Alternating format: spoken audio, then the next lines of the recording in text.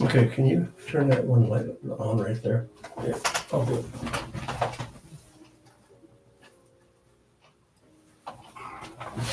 That's a little bit better. Okay. Bonjour, bonjour, bonjour. First, some simple household announcements.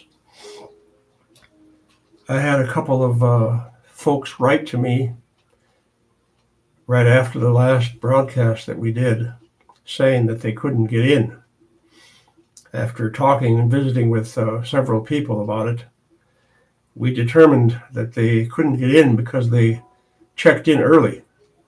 For some strange reason, Patreon will not let you in if you check in early. You can be there, and what you do, you check in it on Patreon. Is that right, Dolores? Yes. So you can check in, but then when I go live, you can't see it. You don't hear anything and you don't see anything. So it's best if you wait for a couple minutes after the hour that I say that I'm going to be on. If I say I'm going to be on at 7, wait till about 1 or 2 minutes after 7 and then log in, and you'll be able to get the program. So that's one thing out of the way. I will do the next live broadcast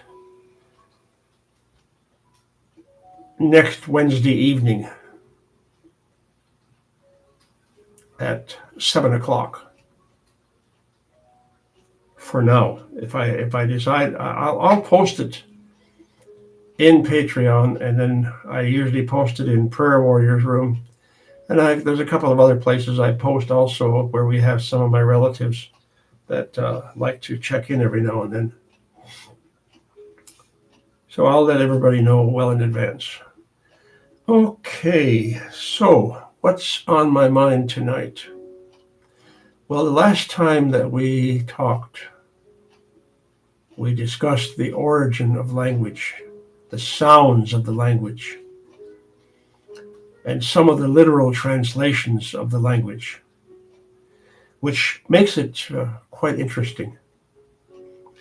This particular title that I'm using this time, Egoyak Edayak, Egoyak Edayak, is a simple term for what we are told at home. And that's really where a person needs to learn the language, at home. If a language teacher working nowadays, if they're not seeking to return that language to its proper place at home, then they're not really trying to work themselves out of a job.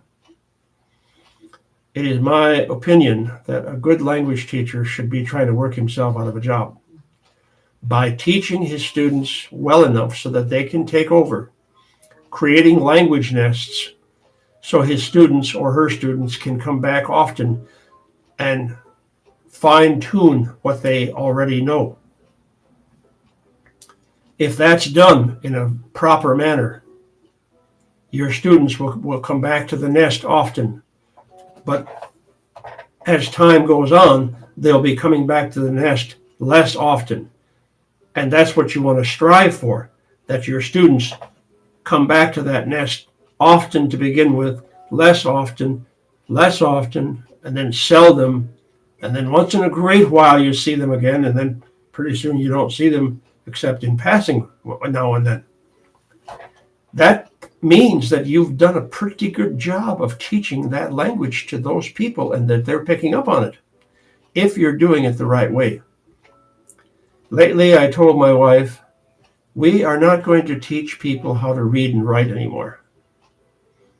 Reading the language is not the important thing anyway. Nobody runs around with a pad of paper and writes down everything that they're going to say before they say it. No, I don't know of anybody that does that. My grandpa didn't do it. My mother and dad didn't do it. My uncles and aunts didn't do it. Anybody that I learned the language from did not do this. It simply was not heard of. We learn the language by listening and speaking it, imitating what we heard. And that is what I told my wife. From now on, we're going to do the language in an oral manner.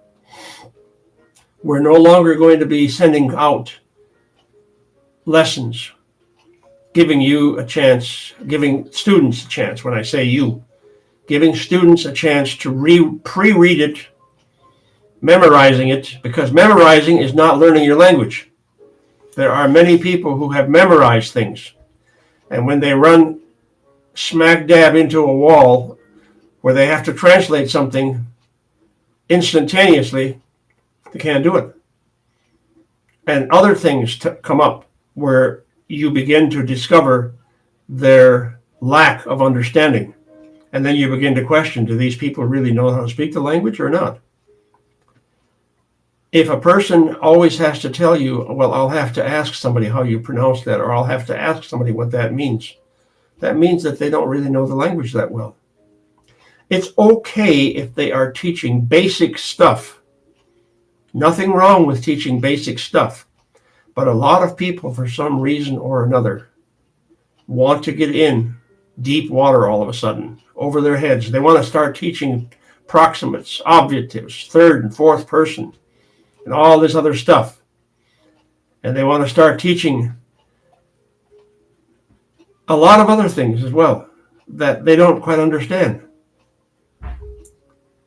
There's nothing wrong with trying to understand it on your own and finding someone who knows about it so that you can ask detailed questions about. For example, about proximates. What is a proximate? What is an obviative? What is third and fourth person? Is there such a thing as fifth and sixth person or seventh person? These kinds of things, you need to be able to have a fluent speaker that you can go to and bounce these kinds of questions off of them. They'll tell you whether you're nuts or not. And they'll tell you whether you're wrong or not. And never be embarrassed. Never be embarrassed to be told you're wrong. If you seek to be right all the time, then you've got a problem. My wife, when she first started learning language with us, made so many mistakes all the time, but she never stopped. She never stopped. She learned from me, my mother, my cousin Jim Thunder, and a host of other speakers. But primarily my mother and I are the ones that were her backbone teachers, because we were the ones, she saw me every day, 365 days a year. And she saw my mother quite often, but had the advantage of also being able to call my mother every day. And for a while she did that. And my mother looked forward to that, to a lonely old lady. And let's face it, folks, a lot of elders become very lonely. You'll be surprised how many language teachers, people that know their language, are left alone. And all of a sudden, we get into a thing where everybody's saying, well, we only got 4 language teachers left. We only got 10 language teachers left, or whatever. And then everybody's running around trying to find a language teacher. And really what they're trying to do is find a language camp. Well, I'm of Jim Thunder. Well, I'm of Don Perot. Well, I'm of this. I'm of Billy Daniel. I'm of... You have people doing that. I discourage people from trying to follow me. I make a lot of mistakes many times because many of us, if the language teachers would just be honest with themselves, many of us have forgotten many of the words that we used to use. When I was growing up, I knew a lot of words. I knew the word for every bird in northern Wisconsin where I grew up. I knew the language for every nut, every tree, every plant, everything. Everything I grew up with.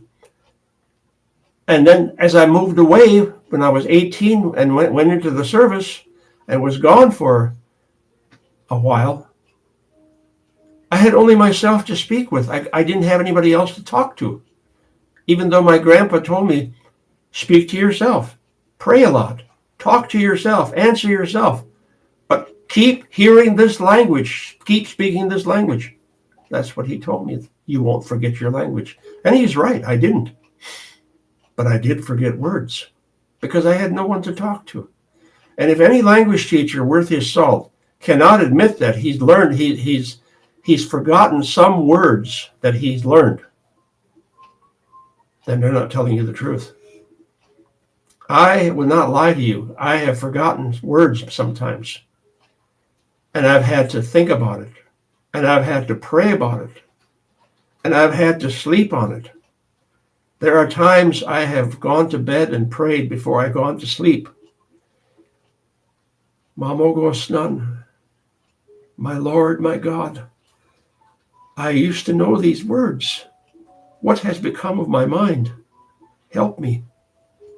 And before morning, I'd have a dream and the words or phrases would be there. I know that there is a holy God that answers prayer. Because I keep writing words that I've forgotten. I keep writing them down. I have notepads. When my wife first met me and married me, she saw boxes and boxes and boxes and more boxes of journals and notes and legal pads. And eventually, over the course of about 5 to 7 years or so, she did data entry on all that stuff. So that now we've got it all stored nice and safe on hard drives. And we have terabytes of information now from all my doodling and writing and everything else. But it's possible you can forget. I'm 79 years old. My mind is not as sharp as it used to be. And I would be the first one to tell you, I don't remember some certain words, but I think about it and I pray about it. And I sometimes talk to some of my friends from up north, the Anishinaabe teachers and speakers up there. And they'll remind me, we say it this way. And then all of a sudden the word will come to me. And that I use that. I do that because I believe that eventually, after the 4 of us that are left die off, the rest of you who are trying to learn this language are probably going to end up speaking Anishinaabe anyway, because those are the only speakers you'll be able to go to. You won't be able to come to me. You can sit at my grave and talk all day, but I won't answer you.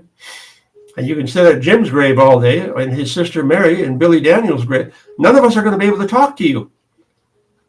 And right now, I don't see too many people breaking my door down, or I don't see that my cell phone ringing off the wall.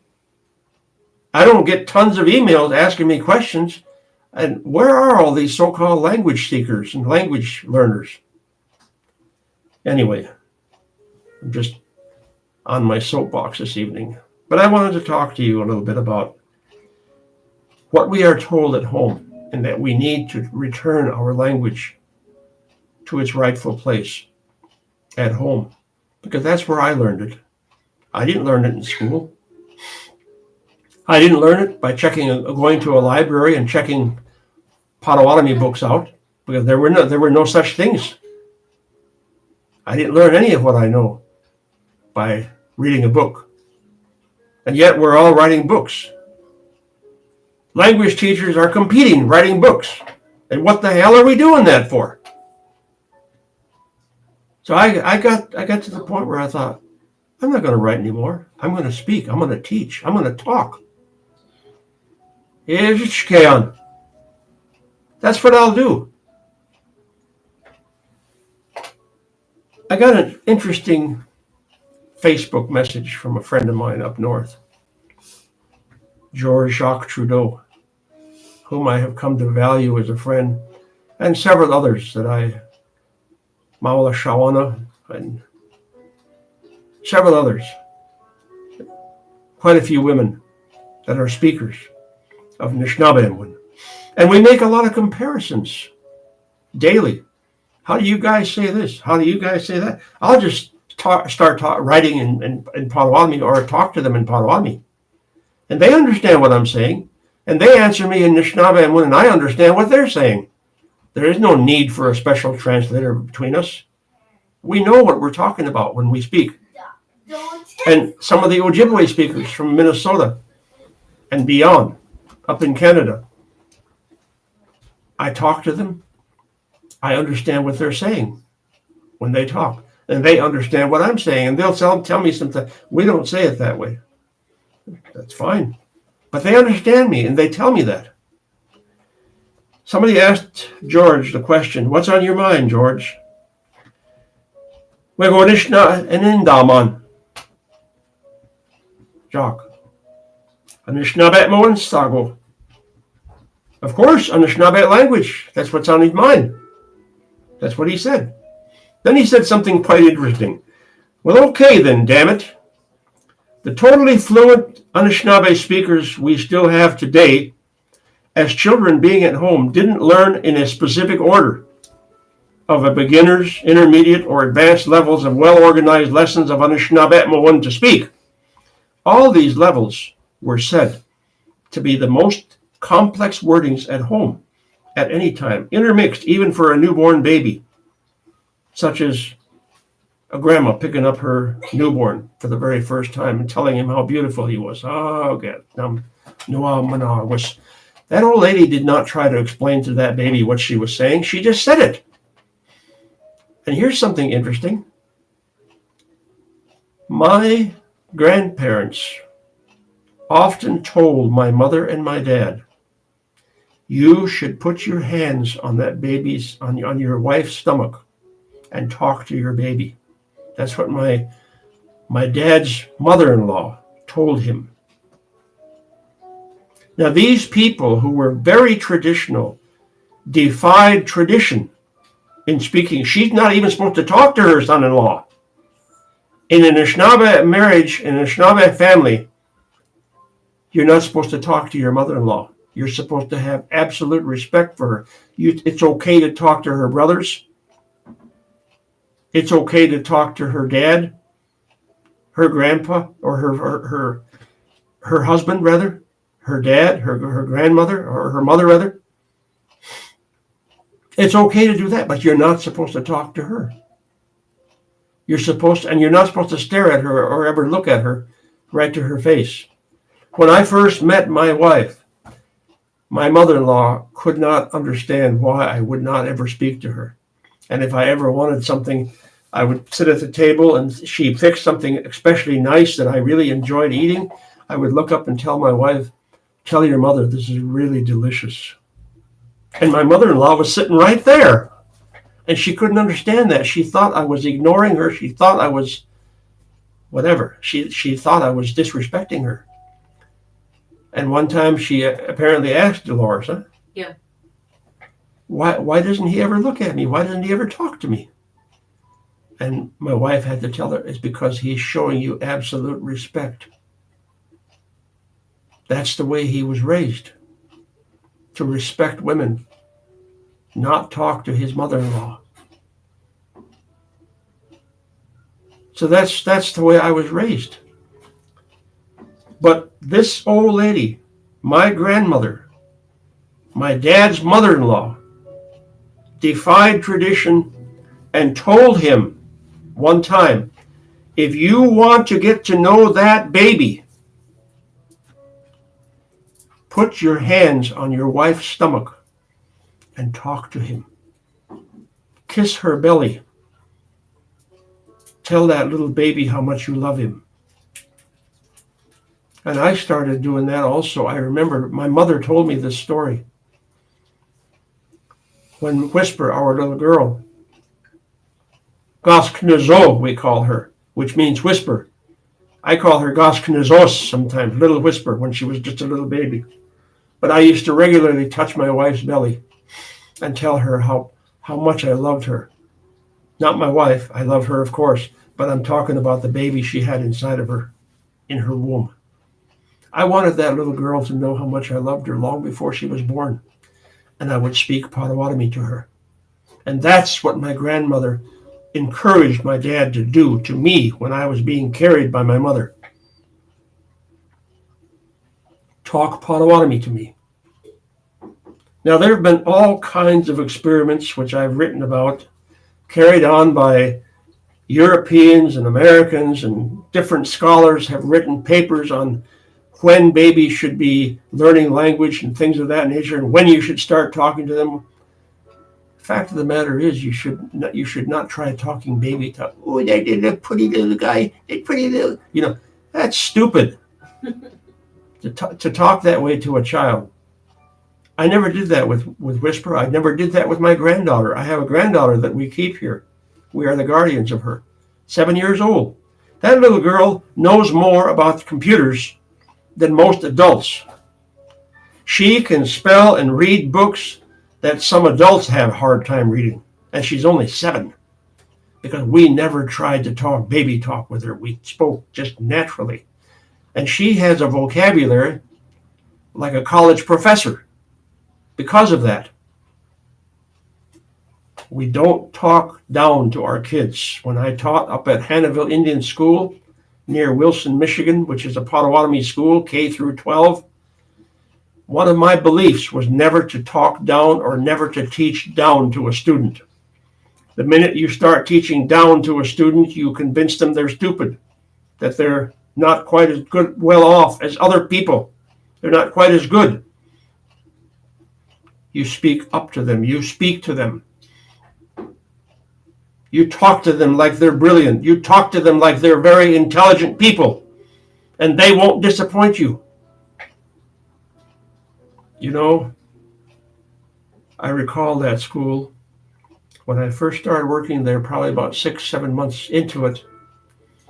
They had what they call MEP tests, Michigan Educational Association, something or another program or whatever project, where they would come in and measure students' language abilities, math abilities, history abilities, social studies abilities, science ability. They had MEP tests for science. They had MEP tests for everything, for English especially.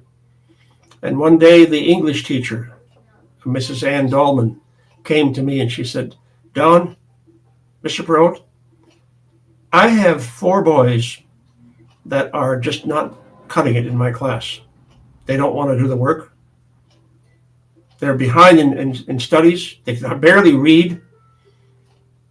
Do you mind taking them during the time?" And I was right next door to her. They had given me a room where I could take kids. I was right next to the English room. And I just said, well, sure. And later on, she brought in 4 more. So I had about 8 or 9 of her students. None of them could pass the MEP English test. And then pretty soon, other teachers started hearing about it, and I started getting other students. So pretty soon, I had about 25 kids in that room. And I remarked to a cousin of mine, we're doing the wrong thing with these kids. We're reading to them and writing to them. We're writing things on the board. That's the wrong thing to do. So I did an experiment. I started talking to the kids in Potawatomi. I just started talking Potawatomi to them. I talked about the weather. I talked about the snow, how deep the snow was, how nice looking a car was, how nice looking a woman was that was walking by, and about anything. I talked about anything and everything. And one day I noticed, very, very shortly, I noticed a couple of these kids put their heads down. And somebody said, "Hey, he's going to see you." And I turned and looked. Let him sleep. If he wants to sleep, let him sleep. And pretty soon, I had half the class asleep. And half the class was kind of looking at me absent-mindedly, and some were just looking out the window at whatever I was talking about, weren't paying attention to me at all. And Mr. Brandt, the vice principal, happened to come in, and he saw these kids sleeping, and man, he just went off on them. He told them to wake up and pay attention to Mr. Perot. He's teaching you. And then "Can we take a break, Mr. Perot?" I said, "Sure." "Would you step out in the hallway for a minute?" I said, "Sure." I went out in the hallway with him, and he said, "Why are you letting them sleep?" I said, "Mr. Brandt, you and I come from different cultures. Those kids are still learning. I'm talking to their spirits. It's not necessary that I talk to their souls, but I'm talking to their spirits." I said, "And they will still hear what I'm saying." And he just kind of looked at me. He said, "Well, I don't agree with your teaching style." "Well," I said, "I was hired here as a special teacher, so if you want to take a chance and fire me, go ahead. But I'm sure you'll lose your job if you do." because you didn't hire me, I said. He stepped away and never bothered me in my classroom again. Because he went to the superintendent, Tom Miller, and Tom Miller told him, leave Mr. Perot alone. He was hired by the tribe. He's a special kind of teacher, and we've got to let him do what he's good at, teaching this language. If it doesn't work after a year or so, and it's not proving, well, fine. Then we'll say, Mr. Perot, we've tried you out for a year or two, and we'll have to let you go. But it didn't happen that way. Many of those kids today, I still know many of them. Many of them have gone on to higher education. And I talk to a lot of them on Facebook. They're sharp kids. Many of them are learning Nishnabemwin, studying Nishnabemwin in college at Northern Michigan University, Ann Arbor University, in the Lower Peninsula, and other places where they teach language. Some of them have moved over to the college over there at Thunder Bay, which is an all-Indian college teaching Nishnabemwin. So they're scattered all over. But here's the thing that surprised me and surprised many of these white teachers. These very kids that they sent to me that were dropping out and couldn't get decent scores, after about 5 months, these same kids went back into their classrooms to take MEP tests when they became due again and passed with flying colors and got higher scores than any of the other students in there.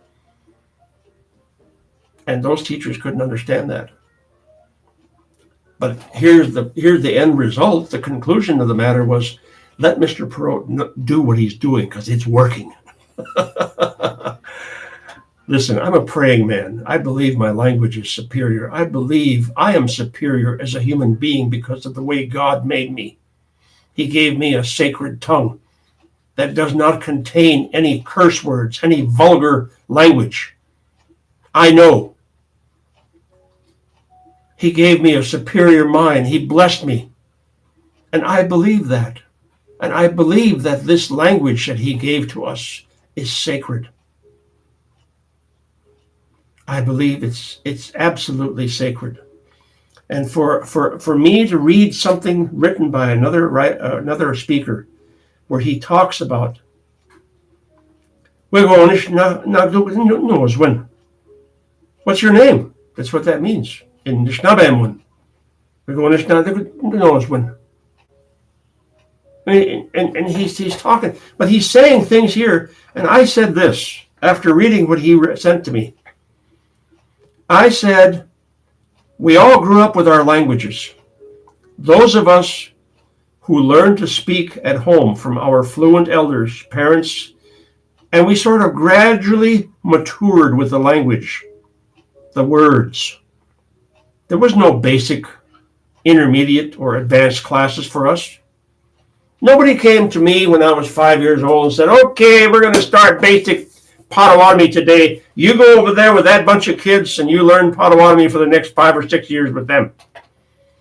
And then when I was 10, 11 years old, somebody come around with another thing and said, all right, you're ready for intermediate. Go over there. Nobody said that. Nobody did that. We simply grew up with the language. The words that I spoke when I was 4 and 5 years old, of course I could not say things like nog the wen dum win.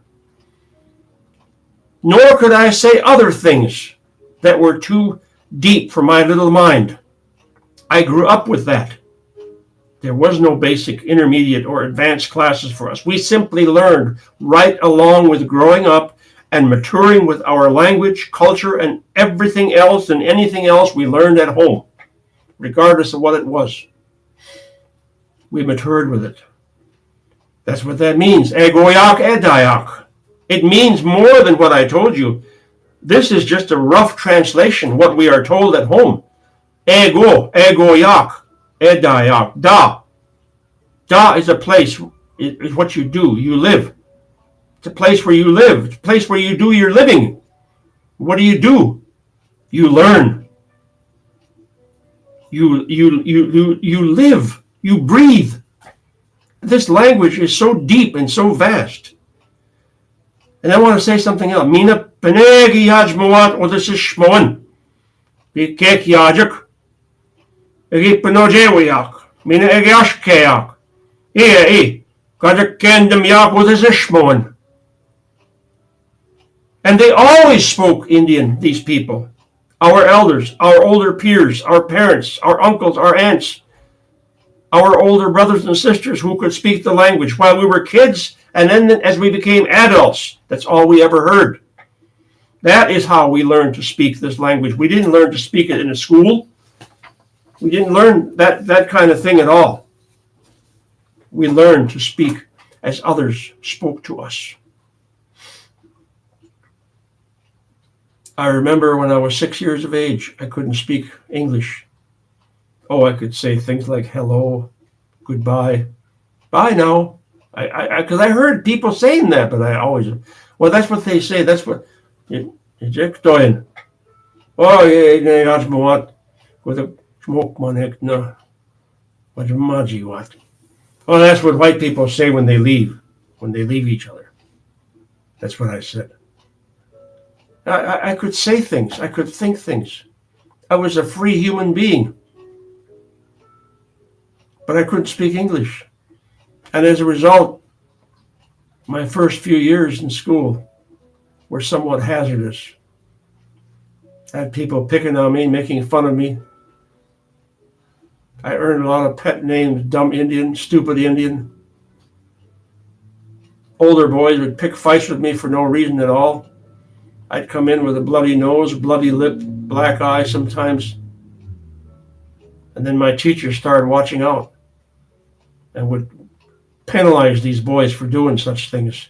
One of their favorite tricks was one would come up and act real friendly to me, and like I wanted to be accepted like everybody else. But one would come up and talk to me real friendly, and I'd stand and listen to him, trying to figure out what he's saying. And another one would sneak up behind me on his four, like a horse, get on his. And then the other guy would wait until the kid was right behind me. Then he'd push me over like that, and I'd fall over this guy's back. And they would all laugh and laugh and laugh. They thought that was so funny. It was funny until I learned to take care of myself, and all of a sudden people started showing up with black eyes, bloody noses, and big lips. Because Mr. Perot learned how to defend himself. Because one of my teachers, Mr. Lisi, who was also the basketball coach and the track coach, and he knew a lot about boxing because he used to be a Golden Glove boxer when he was a kid, when he was young. He took me aside one time and he showed me how to fight a little bit. And I told my uncle, they used to ask me, what are you learning? I'm learning how to fight. What? What are you learning? And I told him what was happening. Oh, he said, well, I can teach you that. So I had all my cousins teaching me how to box and how to fight. As a result, I went into Golden Gloves when I was old enough. But that can only take place so long. People can push you around for just so long. But after a while, I earned the respect of my peers. Not because I could fight, but because I was smart. I could speak 4 languages when I started school. And eventually, I could speak 5 and 6. I could speak Potawatomi, Menominee, Ojibwe, and quite a bit of Winnebago. And I could speak English after a while. After I was about 9, 10 years old, I could speak English pretty well. That's not a dumb kid. Anybody that can learn that many languages and learn that rapidly. And I graduated from high school when I was 16 years old, going on 17. I turned 17 August 16th. And I graduated from high school in June of that year. Before my 17th birthday, I was still 16. That's pretty good for a kid who couldn't speak English. I wasn't stupid. I did quite well for myself. And I didn't earn it by fighting. But I did learn how to defend myself. I became quite a star athlete. Because that's just the way our people were. We worked hard. sun up to sundown. We went to bed at night. 9 o'clock, we'd be asleep. I still get up at 4:30, 5 o'clock in the morning. My wife will feel me moving around. I go to bed about 8:30, 9 o'clock. And that's just me. I'm conditioned to do that. But I like to get up early because that's when I do my best thinking and my best work. It's quiet. There's no noise. I can think. I can read. I can focus on what I'm trying to do. But I wanted to talk to you all that way and leave something in your minds about our language and how important it is. I don't know if anyone else has told any of you. We have, I think it's 4 speakers left that are considered heritage fluent speakers. There are a lot of language learners out there that still don't quite know what they're doing. Many of them are theoretically correct when it comes to this language, but still can't speak it. They make a lot of horrible mistakes when they're writing, and they make a lot more when they're trying to speak. I know because I listen to them sometime and I read what they write. They're trying to show off on Facebook and a lot of other places. They try to show off. But you know, they're learning, and it'll come out. They're maturing. I don't say nothing to them. I don't get after them because I know that they'll mature, just like my wife matured. Now, she's been learning this language for 16 years, and some people have taken language with her, and she's sharp as a tack. There's still a lot of stuff that she can't quite understand when I speak to her, and she's still learning, and that's the way it is. I'm 79, and I'm still learning, because when God speaks to me, either in a dream or a vision, a day vision or a night vision, where I'll hear the voice of the Spirit talking to me in Potawatomi, he'll sometimes use words that I don't quite understand, and I'll have to ask him to repeat. I have a good teacher, the Holy Spirit. He teaches me quite well, and he's very patient with me. He never criticizes me, never condemns me. Like I said, I make a lot of mistakes, not just in language, in living sometimes. I'm not perfect. I'm a human being. But the Spirit always forgives. The Spirit always teaches. The Spirit is good at that. But I got such a kick out of George Jacques, how he explained things. So our Anishinaabe language does not have to be in a specific order, he says, to be understood. It can be any way you want. The old people that raised us, we say this way and we say that way sometimes. I once told a group of my students that I was teaching, I've been teaching a long time. For every rule that you ask for, I can show you a way to violate that rule. I can break every rule. There are more than one word for things. It's more than one way to say something, because it's all in context. One of the things that really turns me off is when people are learning language, they get into camps. They're camp followers. Well, I'm of Jim Thunder. Well, I'm of Billy Daniels. Well, I'm of Don Perot. You don't want to do that. Learn the language. Don't follow a man. I always tell people, don't follow me. I'm a man. I make mistakes. You want to follow somebody? Follow God. Follow the Spirit. Follow the Holy Spirit. Because that one doesn't make mistakes. But I make mistakes. I'm a human being just like you. And I don't pretend to know everything. And I don't go around telling people how much I know and that I'm the only one that knows it all. That's the wrong thing to do. You should never do that. I was raised by elders. One of the reasons why I am so well developed in the spiritual circles is because I spent so much time with elders. Even as a kid, constantly following my grandpa around and his cronies. I would always sit, and somebody asked me one time, "Did you ever meet so-and-so?" "Yeah, I met him." Somebody one time asked me, "Do you know an Ike Bennick?" I said, "Yeah, I knew Ike Bennick. He used to travel around up here in northern Wisconsin and Michigan and Minnesota." There's a lot of other elders that I knew, that I met, traveling around. I always sought them out because I felt that they're the ones that had something important to learn from. And I never went there with a mouthful of gimme and a handful of nothing. I always went with gifts. Gifts that I earned working hard,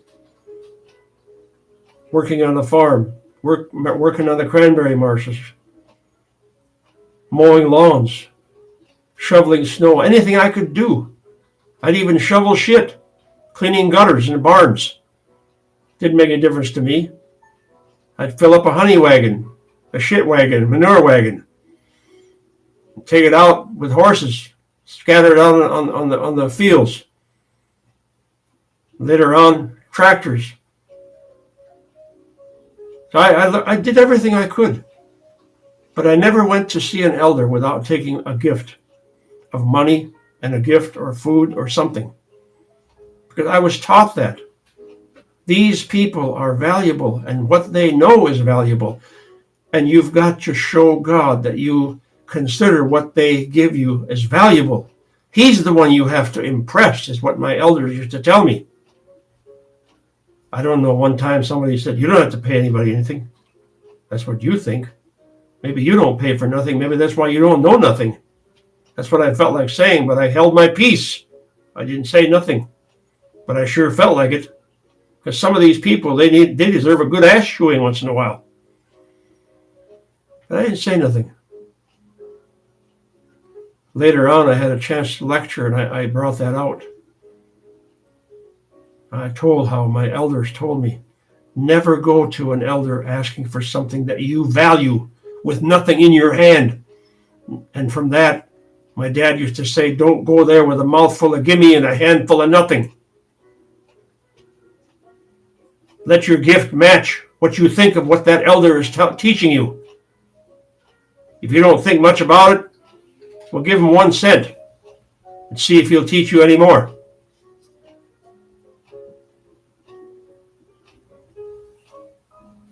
Egoyak Edayak Nangorgan with a cake yadik. No dedeim. One no os. Dedeim, by the way, is a slang for daddy. Noos is an older word. It means something specific of where I come from, of who fathered me, who brought me along, who taught me, who took care of me. Our words are deep. Last time we met, I got into a little bit of literal translating. I won't do that tonight. I'm going to keep this broadcast relatively short tonight. I'm going to go for another 5 minutes or so. But I wanted to point that out to you, though, that our language was learned by those of us that are called heritage fluent speakers as we grew. We matured with it. I had a little baby's talk for a while. Then I had a little boy's talk. Then I had a teenager's talk. Before I developed my man talk, my elders talk, or my adult talk. And then after a while, as I sat and listened to more and more elders, I began to develop my elders talk. And that's one of the reasons why I like to participate in those old-time ceremonies, such as the Wabanoan, Medewewin, and some of those old-timers like that. So there's a lot of other things that you can learn through our language. Our language is vast that way. So my wife is sitting right behind me here. She's been sitting there so patiently. I want to give her a chance to say something. Dolores, would you like to say something about your experience as a learner and give some encouragement to those that are listening? When I learned this language, I didn't learn it from a book. I learned it from hearing it. And I didn't learn it from baby talk. My husband and his mother never spoke baby talk to me. They just spoke to me. They would just speak freely and naturally the same way that we're speaking here. She would ask me, simple questions that I could answer. And over the course of time, I learned. It was not an overnight process, and I could not grade myself. There was no milestones for me to hit. It was just a gradual process of learning in a very natural, fluid way. And it was a good way to learn because I don't forget it. And I have now since understood that the more stuff I figured out on my own, the more stuff I remembered. If someone just hands you a book or hands you a lesson or just tells you, you say it this way, you say it this way, you say it this way, and you just memorize it, you're not actually learning it. But if you figure it out for your own, if I say it this way, it means this. And if I say it this way, it means this. Then you remember that. And that's language learning. You actually have to rewire your entire brain. Mm-hmm. And you have to retrain your tongue. You have to make your mouth make different sounds that it's not accustomed to making. Mm-hmm. And you don't do that deliberately. It just happens naturally as part of the process. And perhaps sometimes we overthink it. And perhaps sometimes we're looking for someone to hand us a rule book instead of just listening. And I think about the class that my husband described at Hannahville. A classroom full of teenagers has no problem with that. Believe me, just lay your head down and take a nap. Sure, we can handle that. But a classroom full of adults is going to say, hey, I came here to learn my language. Now teach me something, without realizing you're being taught just by sitting there and listening. And you might sit there and think, I'm spinning my wheels. I'm not getting anywhere. You don't realize how much your mind is absorbing. Mm-hmm. And something that I hear from students all the time is, well, I understand you, but I don't know how to respond. Well, so does a 2-year-old kid. If you think about it, 2-year-old kid comes walking in, they can't speak in a complete sentence, but if you tell them sit down, they're going to sit down because they understood exactly what you said. They just can't respond. And that is language learning. That's part of the process. Mm-hmm. And a lot of people kind of shy away from doing language drills and vowel pronunciation charts and consonant practice. But that's what 1-year-olds do when they're walking around the room saying, that's exactly what they're doing. It's language drills. That little grandson of ours. Mm-hmm. We have a little grandson here with us living in next door. He's a little guy, a little cute, sweet little guy. He hasn't learned to speak English yet. Mm-hmm. But I started talking Potawatomi to him the other day. And that got his attention because it's different than what he's been hearing. He's been hearing English all the time from his mother and dad. Mm-hmm. But now his mother and dad are divorced, and so they're living with us now in our other house over here. And I started talking Potawatomi to him, and that got him right away. That got his attention. Because different sounds, sounds he's never heard before, and I'm not going to stop. I'm going to keep talking Potawatomi to him all the time. When I've got a chance to talk to him, I'm going to talk Potawatomi to him. Oh, yeah, Ipkonyak, Etoyan, Eyazmoyan, Nomok, Egoyak, Edayak, Egoyak, Yak. Now, somebody would say, what we learn at home, what we all learn at home. They would tell you that's a rough translation of that. The word yaj, donin, moen, yaj is in there. Yak, egoyak, yak. What we're told, what we're taught at home, what we absorb at home, what we hear at home, what we listen to at home, what we come to believe in at home. It has vast meanings, vast applications, which a lot of language teachers don't really tell you. If you take a common dictionary and look up certain words, you'll see that those words have more than one meaning many times and many applications. And it's all in context sometimes. It changes the definition. Potawatomi is no different. So some of these people who are stuck on this one word, one definition kind of thing, you're going to get lost eventually. Let your mind broaden out. Just learn. Use your two ears. Aha. Yeah, Egoyak, Pamamina. And I will let you know if I'm going to be on with you. I might even come on Sunday night. I'm not sure. We'll see. I will let you guys know. I'm trying to determine when some of you are off. And some of you, if you want to write me a little message, those of you that hear this broadcast, you want to write me a little message and let me know when you're available. I can then plan more systematically, a little more wisely then. But otherwise, I'm just going to plan on maybe going on Sunday or maybe Wednesday night. Definitely next Friday night again. Aha! Pamapi Mina. Aha.